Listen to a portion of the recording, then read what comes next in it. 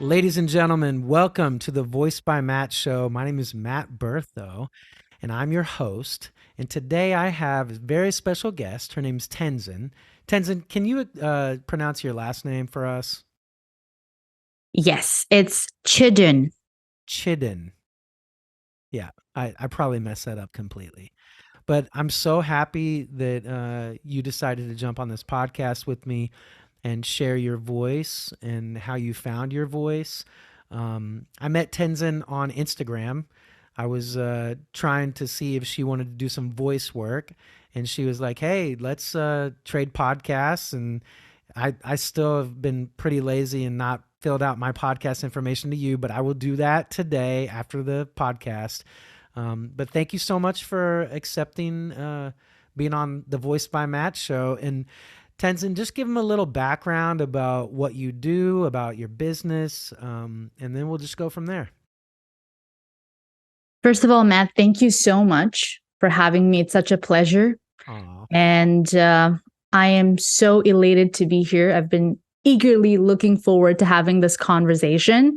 Yay. Um, yes, and I think what truly helped me in this journey is the art of connection and intuition. For me, I am very intuitive as a person. And when I reached out to you, when I saw your profile, and then we had this conversation, right? We met on Zoom. Mm-hmm.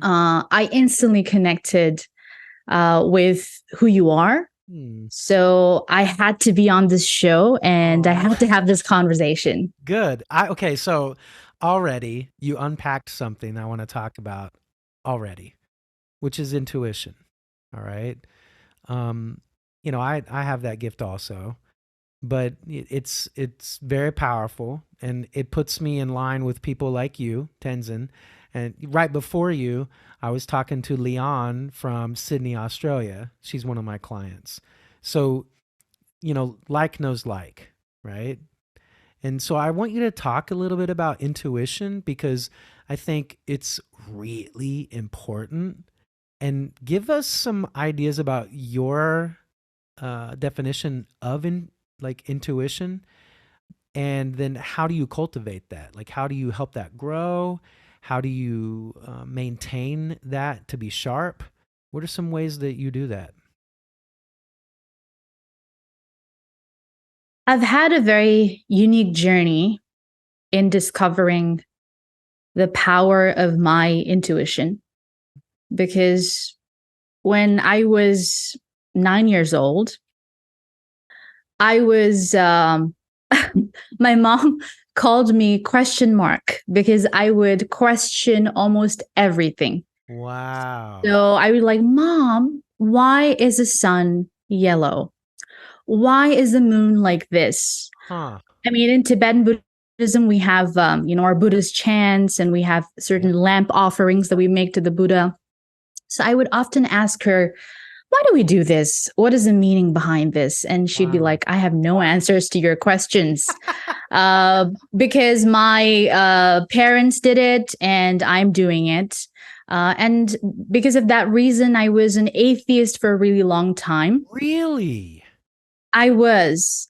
And then now, because we're talking about intuition, I'm sharing this story because it's very much related to my journey of finding that power of understanding Mm. the power of intuition, Yeah. right? And then my mom, she takes me to this, Tibetan Buddhist monk who is highly learned. He studied extensively Tibetan Buddhism, and we have a little debate there. And he's unable to convince me, right? Because Wow. at that age, I didn't want to listen to anyone, and I was like, no, I'm not convinced. My How question is how old were you answered. then, Tenzin? I was 9 years old. Oh my gosh. Yeah. So I was not convinced at all. And then she took me to another Buddhist monk, and he was elderly, right? He Mhm. was probably in his 80s. And then he said something. Now, I don't recollect exactly his words, but he said something and I completely shut up. And from Mm. that day on, I don't know what happened to me, Matt. I was like, I need to learn more. And so I studied and probably learned about most religions, Mm. Christianity, Judaism, or any religion for that matter, right? Even Hinduism. I've read, I've tried to read at least and understand all different religions. And it's like, I want to pick good things from each and every religion. And from there, my journey of intuition began because that's when I understood that intuitively, because I was asking everything, that is also an intuition, right? When you Mm. start questioning, that is the beginning of understanding your intuition. Wow. I would say that intuition is inbuilt in each and every one of us. It's that calling. We know when something is right. Yep. Just like how I connected with you and I understood that, we connect on this level, right? Yeah, Because and energy I is I aligned. want to go back to when we met now. It makes a lot of sense why you ask so many questions. Yes, I do. Yeah. A lot of intuitive people either ask a lot of questions or they don't ask anything at all because they know exactly what to do. Yeah, that's so true. Yeah, so So intuitively, is it something you feel? Is it like a lot of people say it's like a gut feeling, or some people feel it in their chest. They feel like this lighter kind of sensation. Do you feel it in your head? Like what do you feel to give the audience kind of an idea? Because I know what I feel. I feel elated. I feel enlightened when I'm around people like you. Um, so can you explain kind of what you feel when you get a strong intuition about something? I think it's really hard for me to articulate that feeling because Yeah. it's something that you feel Yeah. and it cannot be expressed. I don't know where I feel it, but somehow I feel like when I do, it's really powerful. Mm. It's so strong that it's almost like a voice that you can hear, Mm. right? Yeah. Um, and then you have to be able to listen to it and use it. Well, and you said something really really strong, which is a call. It's like a call, like a calling, right? And you have to answer that call. And answering the call could be a question, right? Yes. So the other thing I wanted to ask, that's why my finger up, because I was putting my finger up when you said something during your talk. You said you studied multiple religions, right? I also have, and I want to know from you, uh, what is the biggest takeaway that you have found by studying all these religions that have a commonality? Because I know for me what it is. I'm not going to say it. I want to hear what your answer is first, because the intuition that you talk about very much is spirit, very much. All right. But I want to know, like, by studying all these different religions and belief systems, what's that commonality that we all can agree on? Every single individual is trying to seek happiness. Mm. Everybody wants to be free of suffering. Everybody. The methods may be different. There may be different schools of thoughts, but at the end of the day, the destination is the same. Um, Seeking. Everybody's seeking something. Why do we travel, right? We travel because we're seeking. Um, we do everything because we feel this void. There is this void inside of us, Mm. despite the people that we may be surrounded by, despite the wealth, despite the riches. We're all seeking. I think that's a commonality. We're all seeking to be happy, but we shouldn't be seeking to be happy. We should be happy by default. Yeah. Happy by being here, present, Just existing. Just alive. Right. existing. Yeah. Yeah. Well, what a great way to start this podcast already, right? So Tenzin, tell us, because I know people are like, man, what in the world does Tenzin do for a living? Like, what does she do? So kind of give them that a little bit now, because um, they're probably like, wow, is Tenzin a philosopher? Is she a scholar of religion? I'm not. I'm so far away from that. I mean, I try to. I am a learner, Yeah, and I'm always craving for knowledge. I like to sharpen my intellect, yeah. but on my professional front, I have been in the communications industry for almost a decade now as a communications coach, executive trainer, media trainer.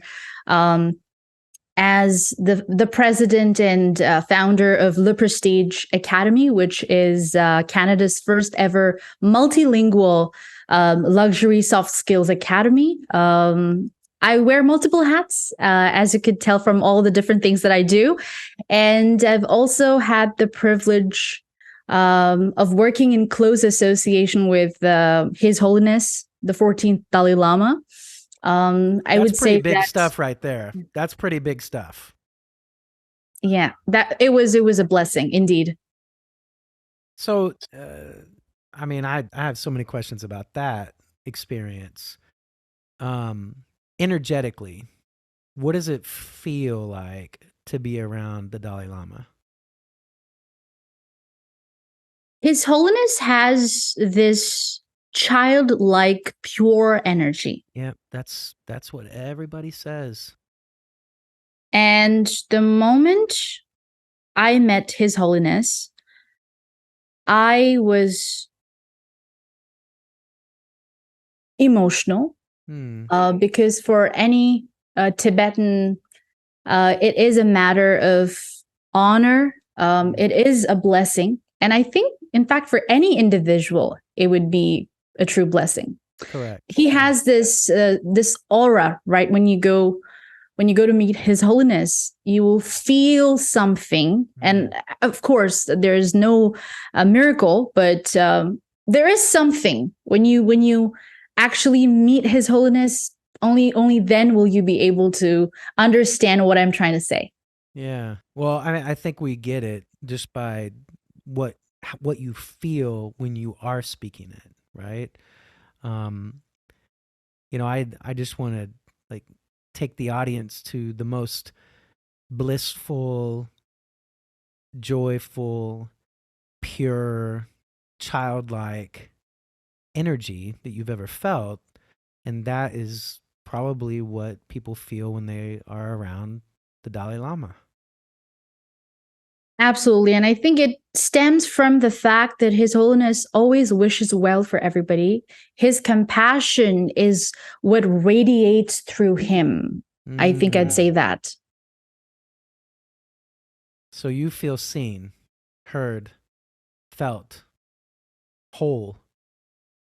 Yes, he may not do that intentionally, but just because he's just looking at each and every person with so much love, it happens to be that you feel that. Yeah. But isn't there a I in 2019, 2020, I read I think it was Spiritual Engineering by Sadhguru. And was it his story that he got to meet the Dalai Lama that came to his village? Is that correct? Like, or he was like on a train or something? Okay. I Yeah, don't remember this. yeah, I don't like. Hmm. How did you meet the Dalai Lama, Tenzin? Yes. I had the privilege of meeting His Holiness at few occasions. Number one, when I was the translation compier for a political event in India, That is because incredible.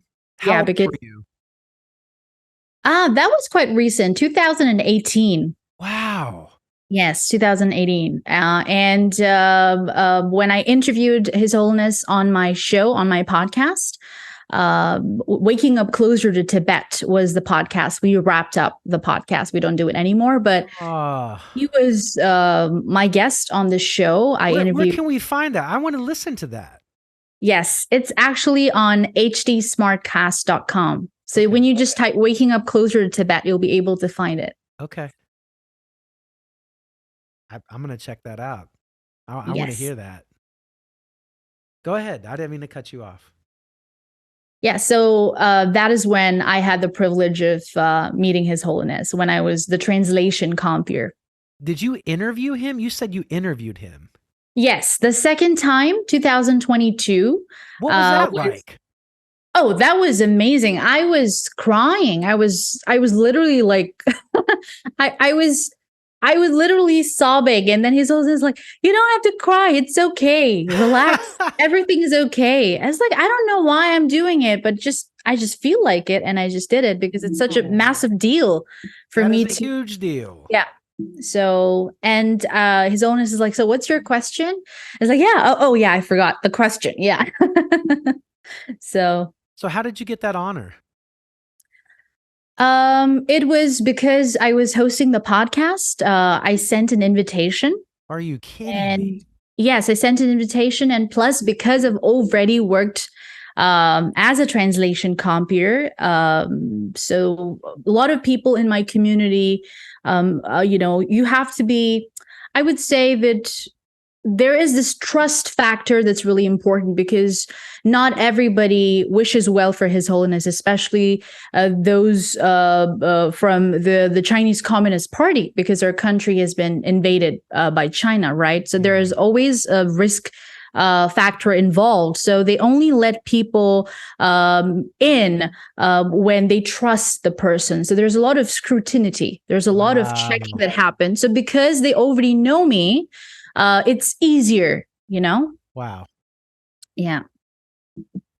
What was the question you asked? You remember? It was about how the young Tibetan people can make a better future for the Tibetan community, your message, and how we can protect and preserve our culture, rich culture and heritage. Oh yeah. Everybody go and listen to that podcast. I'm definitely going to check that out. What a blessing for you to do that. Because you're not very old. Like you gotta that's like a rocket ship moment for you. Yes. I was 20. Right now I am 26. So I was 25 when I interviewed him. And it was indeed a blessing. Well, I mean, I feel honored to even have you on my podcast right now, and that I get to be on your podcast eventually. That's incredible. Yes. So how did you find your voice, Tenzin? That's kind of what this whole podcast is about. You've already blessed us with such amazing insight to intuition and kind of a little bit of your story recently. But how did you find your voice? What made you go into communication? Not a very, I would say, happy story. Okay. Well, that's okay. Suffering and pain is what made me who I am today. Yeah. That is how I found my voice. Because I started working at the age of 15 as a translator, I always felt that I matured faster than my age. Oh, yeah. And because of that, I was not able to sit down with, kids of my age, my peers, and have a normal conversation, because I would often find myself sitting in a board room discussing policies with ministers while my friends were outdoors playing. Yeah. And this was not, thrusted upon me by my parents. It was a very voluntary decision, but it happened. Life happens that way. You don't decide a lot of things, but it happens. But because I always wanted to give back to my community, and I wanted to do something for my community. Being refugee, being a visible minority, Wow. I thought that with the work that I do as a translator, if I'm able to serve my community and be a bridge between the Indian community and the Tibetan community, because I spoke both the languages where I lived, I thought it would be wonderful. But at the same time, it was difficult for me to live a normal teenage life. Mm. And that factor, that element of not being able to fit in, even though I was extremely social, confident, extrovert, I would still not be able to connect mentally with people of my age. So I always had friends who were twice my age. Yeah. And because of this reason, because I've always been very different, because in my community, Matt, and not that I'm saying that it's bad or anything like that, but this exists. I cannot ignore that it does not exist, right? That not a lot of people are ambitious, primarily because Buddhism teaches us to be satiated with what we have. And I've always been ambitious. So even that reason, that was something that I was not able to connect with people in my own community. Public speaking, by the way, is still not considered to be an actual profession. I'm one of the very few public speakers in my community from the Tibetan refugee community. So, Love that. so I would say because of my anxiety, because of depression, because of the panic attacks that I had not being able to fit in, because I thought I was so different, and Wow. I was always like lost in the world of my books and arts and space science and doing all the stuff. I felt really lonely at that point in time. So that's how I found my voice. And then I was like, no, I want to channelize this troubling energy in the right direction. That's when I started to understand that, I need to use my talent of communicating with others and make other people's lives better. Yeah. You are such a light. And, this is why you are in the spaces that you're in with the Dalai Lama. I, I like to think it's why we met, is because of your energy, your frequency of energy, your vibration of energy. Let's not ignore that because it's true. I think that your story, Tenzin, the questions that you asked at 8 years old and 9 years old, and the conversations you had with these Buddhist monks, it's your journey.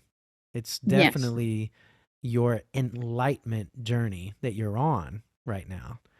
And it's not traditional, but if you look at enlightened paths of people that we revere as spiritual leaders, their paths were never traditional.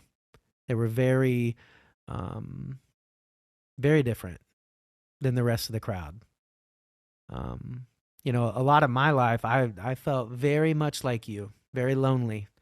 I was the guy that all the boys and girls would call and get help with, and I'd listen to them and give them advice because I love helping people.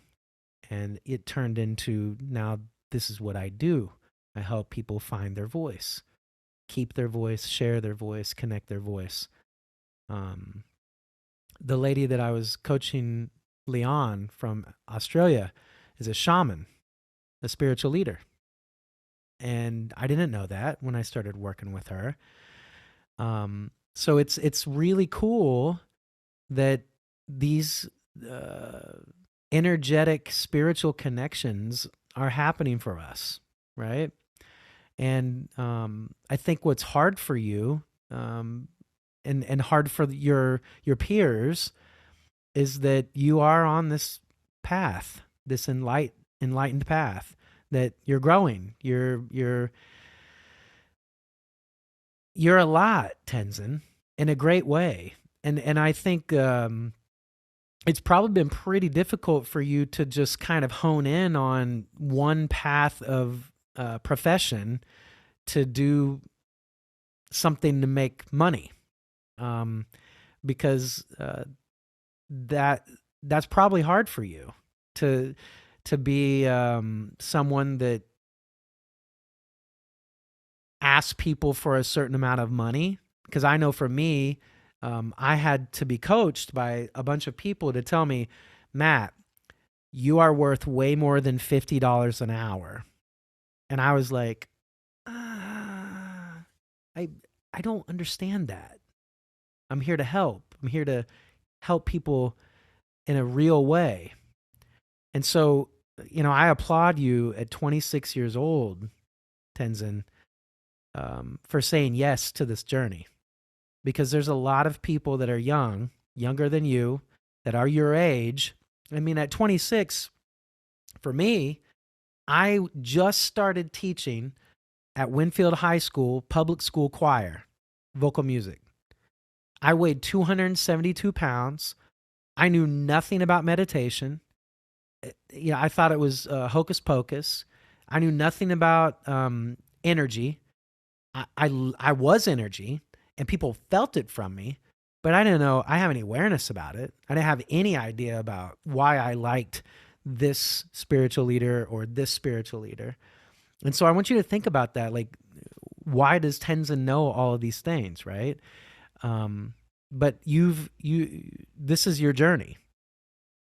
And I think that when people listen to this podcast, they're probably going to be like, man, where did Matt find Tenzin? This is amazing. Because I'm very impressed with your soul, with your spirit.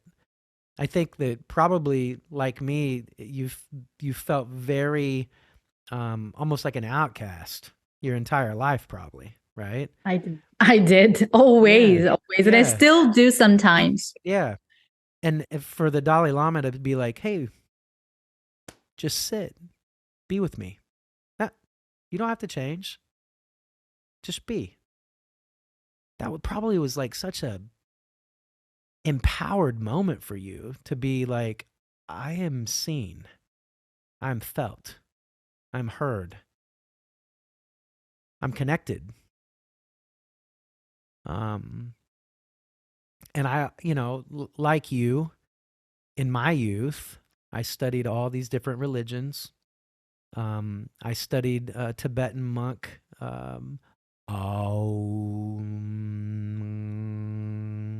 I studied, what those mean. I actually have some Tibetan monk singing bowls that I use every day. And what I always said growing up, even to this day, is why are we so right? Why do we have to be so right? Talking about, white people, Christianity. Why are we so right and the rest of the world is so wrong? I don't understand that, elders. Can you explain to me why you think we're so right and people in India are wrong? And I would say that to my elders when I was growing up in the church. And they would be Hmm. like, well, this is just how it is. Well, that's not good enough because I feel love from these people. Explain that, right? And Yes. so I love this conversation because I've never had this conversation on the podcast before, but we're all in every religion a little bit right. Nobody's completely wrong. We're all a little bit right. We all have our own path, our own journey to whatever modality of spirit is for us. That's what I've always believed since I was a little boy. And hearing you talk about, you're asking the same questions I asked my elders. They're not monks, but they were the form of leadership in my church that I had to ask these questions to. You mean if I go to this other church, I'm going to go to hell? That doesn't make sense. Why can't women talk on at the pulpit? That doesn't make sense to me. So I love that we're having this conversation. I, I could tell you wanted to say something. Go ahead. Absolutely. I think I agree. And, His Holiness always says that as Tibetan Buddhists, we must never say that Buddhism is the best religion in the world. If you say that, you're probably not Buddhist because I would say when it comes to religion, irrespective of what religion that is you follow and what gods or what deities you believe in or you don't believe in, we're all Right. still believing in something. I would say that if you follow a certain religion, not, I would say don't just follow it because of faith, but conduct an in depth analysis, research, ask questions. I think when you begin to ask questions and find answers is when your faith gets even stronger a lot of times. Absolutely. Absolutely. When I was a religion major for a year in college, and I got into the Gnostic Bibles, the Gnostic books of the Bible, the books that the Council of Nicaea said, nope, you are not going to be in the Bible as it is. And so, Mm, because I remember I grew up Lutheran, which was kind of JV Catholic. All right, mm, it was like a like it's like Catholic's little brother. All right, and so in the Catholic Bible there were these other books, and I remember I asked my Lutheran pastor, "Hey, why do the Catholics have these extra books in their Bible?" Oh, well, they just added those and blah blah blah blah. They didn't tell me the truth. The truth was at the Council of Nicaea, these books were in, these books were out. And so as I got older and I started doing more studying, more questions, right? I found out about the Gospel of Thomas, about these other works that were taken out of the canon of the Bible that we know because they didn't fit in with the mindset of these people that were predominantly men that picked the order mm. of these Wow. books. I didn't know that. Yeah. Okay. Yeah. Interesting. Right. And so when I found out those kinds of things, it's like, so what I've learned and had faith in was kind of the truth. And so after that, I dove in and I started finding out more about what I believe, what my energy and my spirit wants to know, right? And this freedom that we have to explore our spirituality, I think that needs to be said. Like you were able to experiment, play, and find out about other religions around the world where um, in some cultures, in the culture that I grew up in, what if I didn't ask questions? Then I'd be blind to whatever they taught me forever. Absolutely. And if, after analysis, if you find that certain claims seem to be false, and I think we must reject those claims because many of the things that are written in certain scriptures may not be relevant, and many that are written in the ancient texts may be relevant. So you have to truly ask questions, as you rightly mentioned. Yeah. Well, I think a common denominator of all the religions is wholeness and love. Like it always comes back to that. You know, this childlike energy you felt from the Dalai Lama, right? Jesus had this childlike energy. People felt peace around him, love, and what we know about energy now, let's just go there, right? There's all kinds of stories about these amazing spiritual enlightened people walking on our earth, and they'd walk by people and they would be healed. Well, what is that? It's energy, it's spirit. You get into that magnetic field of that human that is enlightened and you feel that energy around them, you're going to be affected. And it made you cry. It certainly did. When you got into his energy field, in his spirit, you felt something, you didn't know what it was, but it affected you in a major way. One of my buddies, Nathan Mansfield, told me energetically, Tony Robbins at one of his events, he's constantly doing self-help work and constantly trying to find out ways to make himself have more energy, right? But Nathan told me, he goes, Matt, when Tony Robbins arrives on the block, you can feel him. And I was like, what? But then I ask other people that are at Tony Robbins events, and they're like, oh yeah, when Tony's in front of you, it's insane. It's insane what you feel. And so people say that to me, and I'm like, do you know what you're saying out loud? Do you understand what you're saying? Because you're literally saying you felt their spirit. You felt their energy, their magnetic field. And so the work that I do with my voice work, Tenzin, is I try to get people to be whole as they possibly can be, mentally, physically, spiritually, emotionally, and abundantly mindset, right? So that energy field can be felt and expanded. But that the work of meditation, breath work, eating clean, all of those things come into play. That multiple religions across the world have been talking about for centuries. But what my church did not teach me was what you experienced with the Dalai Lama and sitting with him, that energy field, that spirit. It made you feel something.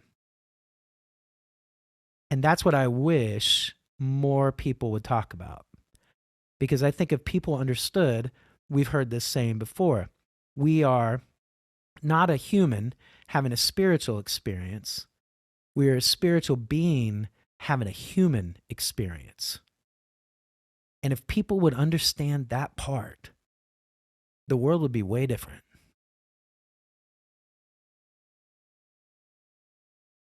So Tenzin, what do you believe? This is a big question. I'm sorry ahead of time. No, that's okay. What do you believe what are some of your purposes on earth to help people with?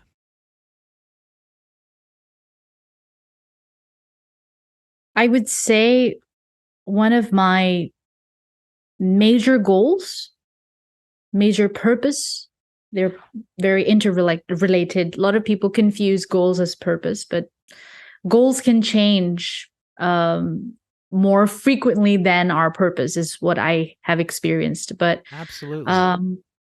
But for me, I would say, to be more precise with your question, number one for me is to uplift my community, is help my community. And And community meaning who?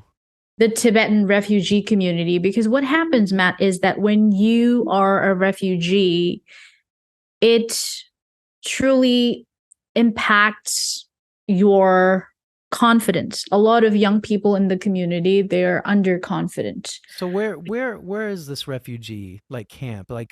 Can you explain what that means to us? Because I'm oblivious to that. I have no idea what you mean by that. No problem at all. So since the invasion of our country, when did that happen? So 1959 is when Tibetans fled Tibet, and they made their way to India. It was Pandit Jawaharlal Nehru, the first prime minister of India, who actually welcomed His Holiness. And at the moment, we have Tibetans spread out in various parts of the world, but the largest Tibetan settlement that we have is in India, and wow. It is also where our government in exile is. So the Tibetan government in exile, we have our own president, we have our government, right? And His Holiness's palace is in India as well, in exile. Wow. Tenzin, my mind is blown right now because I just realized a lot. I feel so ignorant right now. I'm like so dumb That's okay. because when you're talking about Tibetan monks, this is the ignorance of me. I immediately think India. But you're saying that Tibetan monks, Tibet itself, you are Tibetan, not Indian. No, of course not. We're Okay, all Tibetan people, but spread out in various parts of the world since our invasion. I am so thankful that you said that today because my mind is blown right now because I did not know that. I did not know that at all. Yes, I have a Tibetan refugee passport. Holy crap.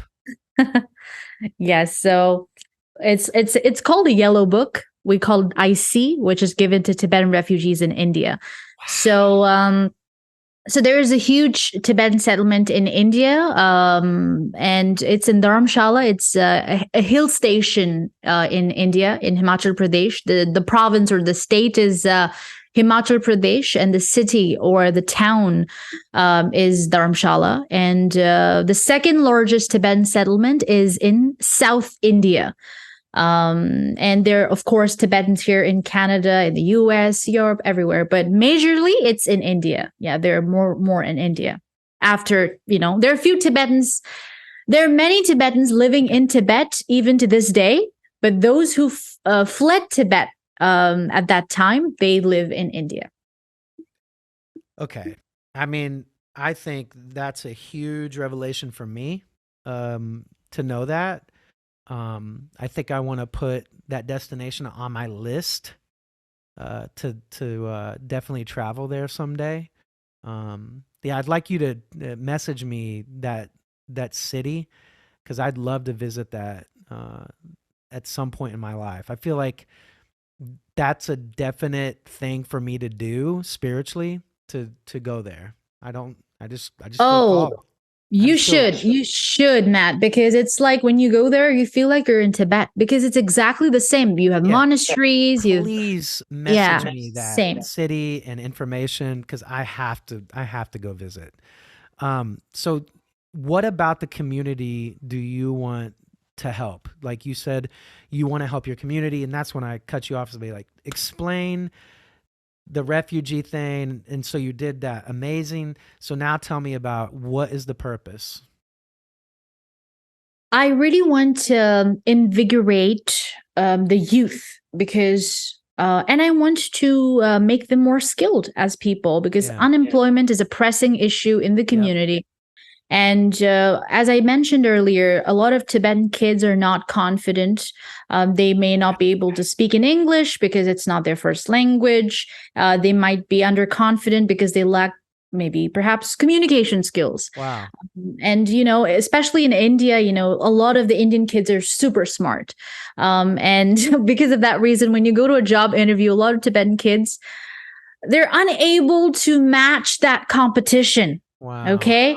And I want to empower them. So, for example, during COVID-19 in 2020, I taught free. I taught English for free to a lot of Tibetan people. So around 470 Tibetans online from Tenzin? Yeah. So they were like, the age group was like 14 years to 50 years old people. So they were like a mix of everything. And I taught English for free, and it was so amazing. It felt so amazing, Matt. Yeah, so I did that.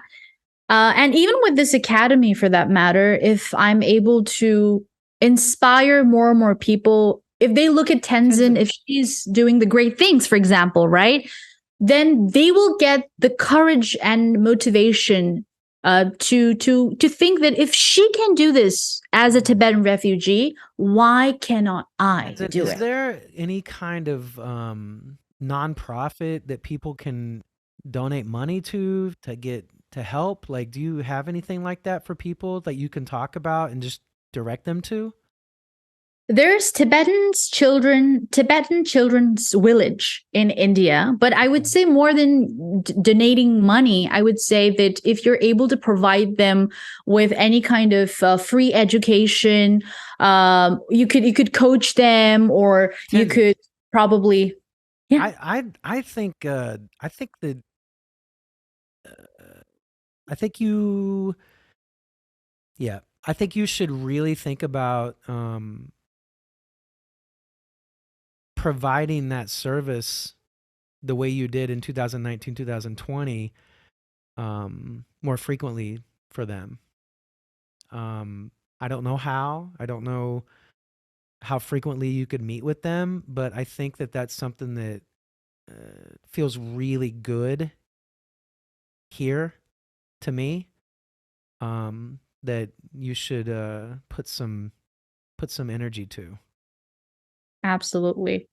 Since I moved here, I have not been able to do a lot of work around this, in terms of You're very providing passionate free. about it. Yeah, I'm very passionate about it, but at least with what I was able to do during the pandemic, I'm very happy, but I want to do more. Sometimes when I have, because my schedule is crazy, I do mentor some of the students for free, Okay. I do that. So I want to be able to, that's my numero uno, by the way, to be able to serve my community. And apart from that, I want to do something for children, I Matt. can feel Children it, in dude. That's why I said general. that. That's why I said Yeah. that. And irrespective of whether you're Tibetan or not, doesn't matter. At the end, I think children today, if we're able to mold their character, give them hope, give them what they need, especially children from underprivileged communities, Yeah. then we're really doing something amazing. I just feel so strongly about this, Tenzin. I think that your purpose, part of your purpose, is to give freedom to the Tibetan refugees, period. And I think that that has to do with you empowering them with communication. I feel this so strongly. And I want to support you. I know that people that listen to you, to this podcast, want to support that. And we need to talk about, like, what does that look like for you? Like, what does that sound like for you? Like, how do you make that work? Because it is such a light. Like, when you talk about this, it's like your light goes, like, it expands. And so that, I know that that's like hard, and I know it takes a lot of energy to do that because I've been a teacher. I know what that takes. But I think that in your lifetime, that's something that you can achieve for sure. We're running out of time, so I definitely want to ask a couple more questions. All right. Before we run out of time, how can people get a hold of you? What's the best way to get a hold of you, to communicate with you, to connect with you? Go ahead. I'm very active on Instagram. You could follow me on Instagram. You could DM me. My handle is Tenzin, TENZIN .CHODON Chodon .24. So that would be the best way to connect. And if you would like more information about Le Prestige Academy, we have our website, which is leprestigeacademy.com. So it's LEPRESTIGEACADEMY.com. Yeah, and we really didn't even talk about that at all. So can you give them a quick rundown of what you do to help people? Yes, I train organizations, companies, individuals to enhance their soft skills.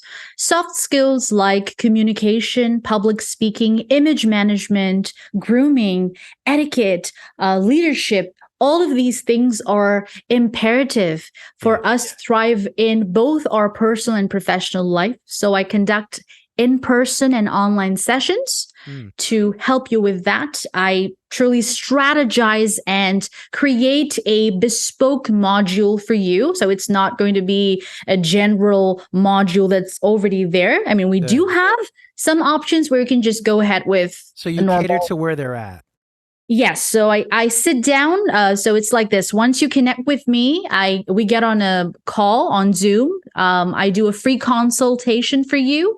And then depending on what the assessment is and what are your areas where you need to enhance or improve, I create a customized module for you. I love that. And you guys, because we've done all this talk about her energy and spirituality, you know that it's magical working with Tenzin. And let's not forget to talk about that part, Tenzin, in the future for your potential clients, is that it's more than just etiquette and how to speak with communication.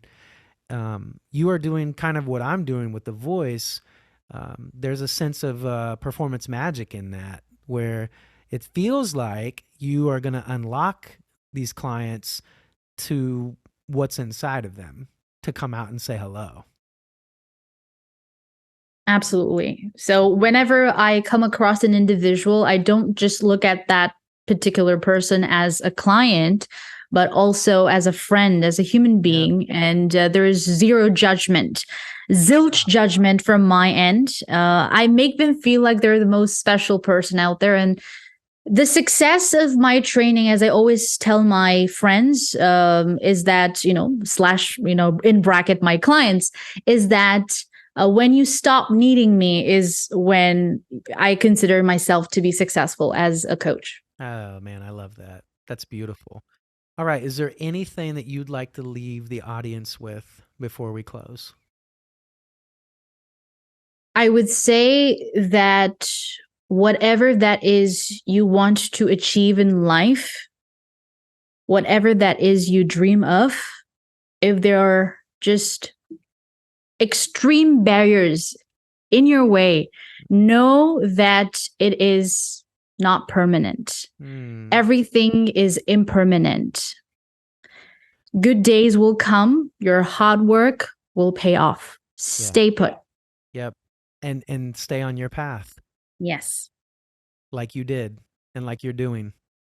And man, Tenzin, it's going to be so much fun to stay connected with you for my entire life now, to watch what happens for you.